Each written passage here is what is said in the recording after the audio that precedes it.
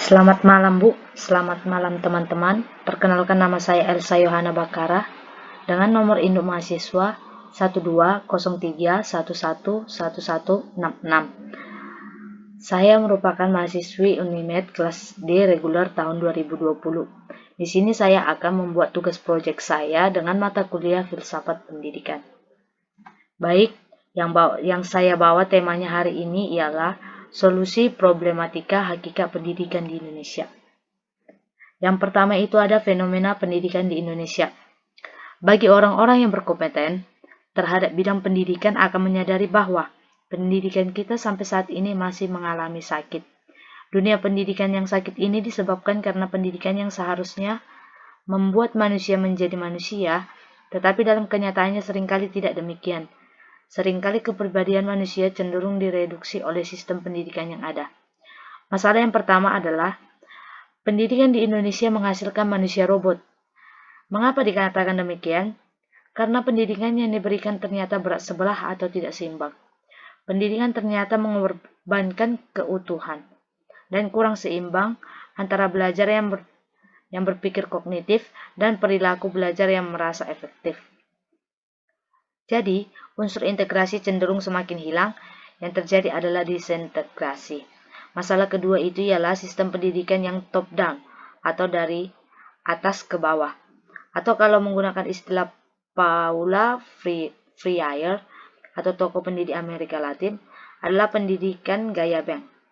Sistem pendidikan ini sangat tidak membebaskan karena peserta didik dianggap sebagai manusia yang tidak tahu apa-apa. Dan yang terakhir masalahnya ialah model pendidikan yang hanya diorientasikan kepada manusia yang dihasilkan pendidikan ini hanya siap untuk memenuhi kebutuhan zaman dan bukannya bersikap kritis terhadap zamannya. Yang selanjutnya ada identifikasi masalah. Pertama itu, apa itu hakikat pendidikan?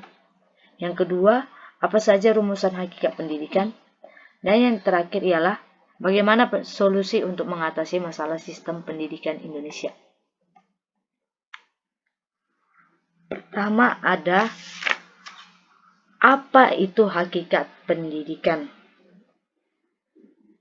Secara umum, hakikat pendidikan ialah merupakan usaha sadar dan terencana untuk mewujudkan suasana belajar dan proses pembelajaran agar peserta didik secara aktif mengembangkan potensi dirinya untuk memiliki potensi spiritual keagamaan, pengendalian diri, kepribadian, kecerdasan, akhlak mulia, serta keterampilan yang diperlukan dirinya, masyarakat, bangsa, dan negara.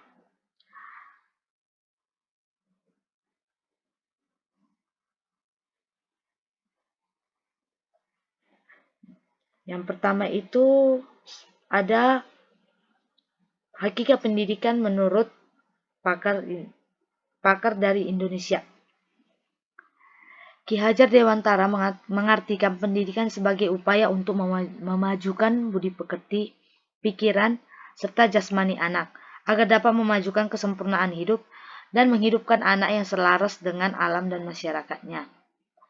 Yang kedua, menurut pandangan pakar asing. John Dewey memaknai pendidikan sebagai proses pembaruan makna-makna pengalaman lewat transmisi insidental dan intensional. Menurut John Dewey, kita harus sanggup bertindak, tidak selalu terjerumus dalam pertengkaran ideologis yang mandul tanpa isi, melainkan berusaha untuk memecahkan masalah dengan tindakan konkret.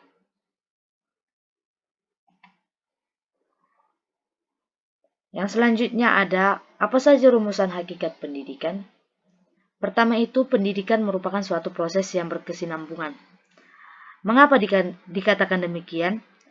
Karena proses pendidikan mengimplikasikan bahwa peserta didik memiliki kemampuan-kemampuan yang immanen atau tetap ada sebagai makhluk sosial, dan juga mengimplikasikan bahwa manusia adalah makhluk yang tidak pernah selesai.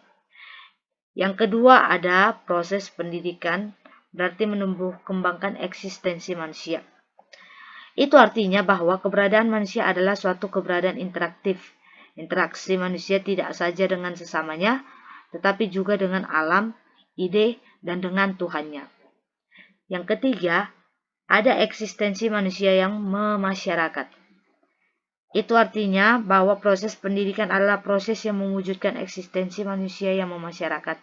Dalam proses ini, terjadi internalisasi nilai-nilai, pembaruan, dan revitalisasi atau penyegaran moral.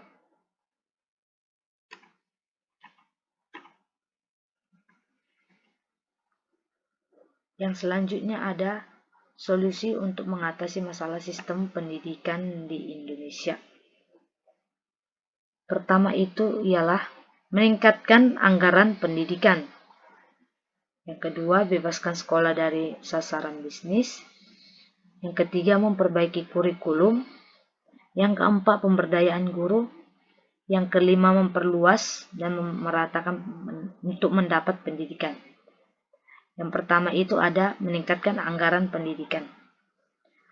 Pemerintah haruslah bertanggung jawab dalam menanggung biaya pendidikan bagi warganya, baik sekolah negeri atau swasta, agar banyak anak-anak dari keluarga yang tidak mampu bisa mendapatkan pendidikan yang layak.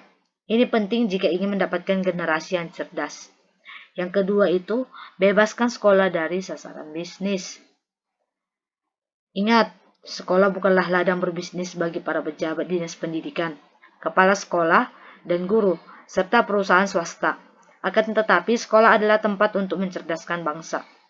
Yang ketiga itu ialah memperbaiki kurikulum.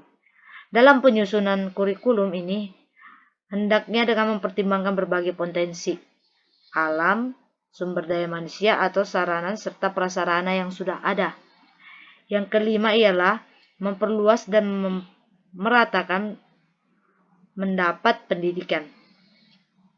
Strategi atau upaya pemerintah mengatasi masalah pendidikan di Indonesia bisa dilakukan dengan pemantapan prioritas pendidikan dasar 9 tahun, pemberian beasiswa, pemberian insentif pada guru yang bertugas pada daerah terpencil, pemantapan sistem pendidikan terpadu bagi anak dengan kelainan, dan tingkatkan keterlibatan masyarakat di dalam menunjang pendidikan yang berkualitas.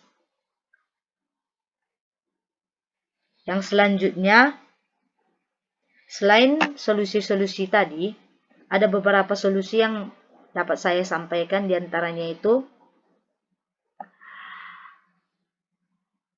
proses pembelajaran berjalan dengan baik apabila didukung oleh berbagai unsur pendidikan, diantaranya tenaga pendidik, peserta didik, sarana pembelajaran, kurikulum, bahkan lingkungan sekitar. Sebagai contoh, apabila unsur sarana yang ada di sekolah tersebut langka, sedangkan tenaga pendidik kurang terampil, hal ini menyebabkan kurang optimalnya proses pembelajaran dalam rangka meningkatkan kualitas dan hasil belajar.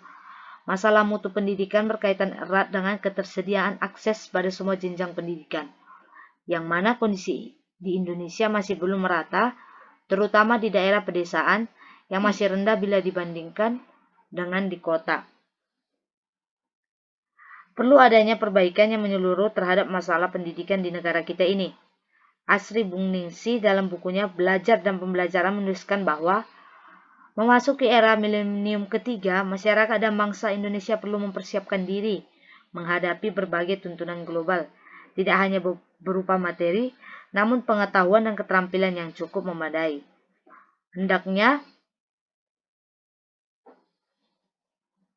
memiliki oleh generasi muda kita.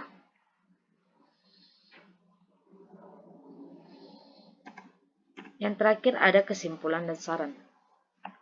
Kesimpulan yang dapat saya sampaikan ialah bahwa pendidikan harus mendapatkan perhatian yang serius bagi setiap bangsa, karena dengan pendidikan akan dapat dilihat maju mundurnya suatu bangsa.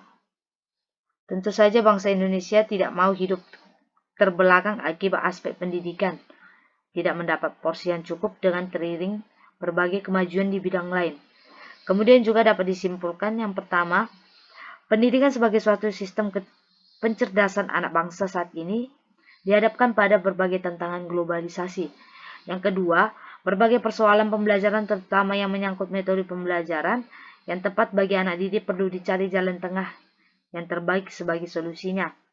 Yang ketiga, sejalan dengan tantangan kehidupan global, peran dan tanggung jawab guru pada masa yang akan datang akan semakin kompleks, sehingga guru dituntut untuk melakukan berbagai peningkatan dan penyesuaian penguasaan kompetensinya. Adapun saran yang dapat saya sampaikan adalah pendidikan berkembang mengikuti zaman dari zaman ke zaman, mengalami perubahan. Maka dari itu diupayakan agar dapat mengikuti perkembangan zaman yang semakin maju dan berkembang, serta berusaha untuk meningkatkan mutu dan kualitas pendidikan agar lebih bagus dari sekarang.